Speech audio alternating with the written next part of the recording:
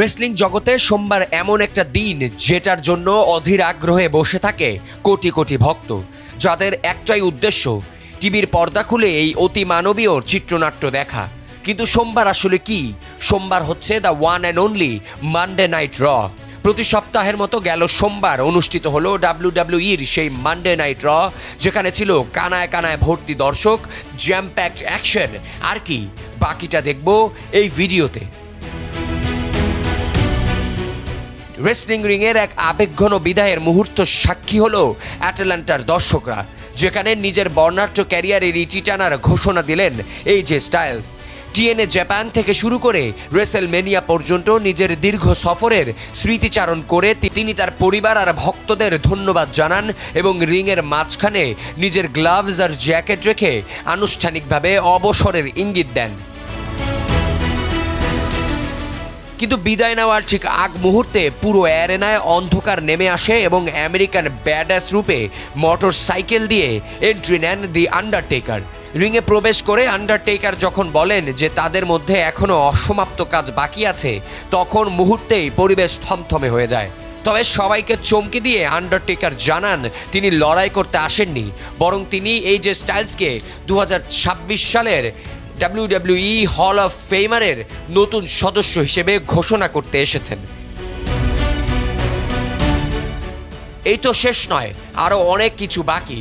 রিংয়ের চারপাশে যখন পিনপতন নীরবতা, আর সেই নীরবতা ভেঙে মাইক্রোফোন হাতে দম্ভের সাথে প্রবেশ করলেন the wise man Paul Heymann. তার চোখের সেই পরিচিত বাঁকা হাসি, যা মুহূর্তেই পুরো অ্যারেনায় উত্তেজনার পারদ ছড়িয়ে দিল। গম্ভীর কণ্ঠে হেইম্যান দর্শকদের মনে করিয়ে দিলেন রেসেলমেনিয়া ইতিহাসের সেই কালো অধ্যায়টি। তিনি যেন কাটা গায়ে নুনের ছেটা দিয়ে বললেন, মনে পড়ে সেই অপরাজেয় স্ট্রিকের কথা যা কেউ কোনোদিন ভাঙতে পারেনি। আমার client the beast Brock Lesnar সেই অপরাজেয় আন্ডারটেকারকে রেসেলমেনিয়ার মঞ্চে ধুলোয় মিশিয়ে দিয়েছিলেন। পুরো লকার রুমের উদ্দেশ্য করে এক বিষাক্ত হুঁশিয়ার দিয়ে হেইম্যান শেষ করেন এভাবে, শুনে রেখো লকার রুমের যোদ্ধারা, যেই এই চ্যালেঞ্জ গ্রহণ করবে সে কেবল রিং হারাবে না, বরং রেসেলমেনিয়ার গ্র্যান্ড স্টেজে ব্রক লেসনারের হাতে এমন এক নারকীয় মার খাবেন যা ইতিহাসের পাতায় ভয়ঙ্করতম ট্র্যাজেডি হয়ে থাকবে। মৃত্যুর চেয়ে ভয়াবহ সে পরিণতির জন্য তৈরি তো। রেসলিং রিংয়ের দড়ির ওপর তখন চরম উত্তেজনা, যেন মেগা ইভেন্টের জায়গা করে নেওয়ার শেষ লড়াই লড়ছেন জে উসো। রিংয়ের ওপর থেকে লাফ দিতেই তার পা আটকে পড়ে যায় প্রতিপক্ষর এক ভয়ঙ্কর অ্যাঙ্কেল লকের মরণ ফাঁদে। যন্ত্রণায় কাতরাতে থাকা জে উসোর চোখে মুখে তখন হার মানার উপক্রম, কিন্তু অদম্য জেদ আর ইস্পাত কঠিন স্নায়ুর জোরে যন্ত্রণার সেই পাহাড় জয় করে নিজেকে মুক্ত করেন তিনি। এরপরে ঘটে সে শ্বাসরুদ্ধকর জাদুকরী মুহূর্ত।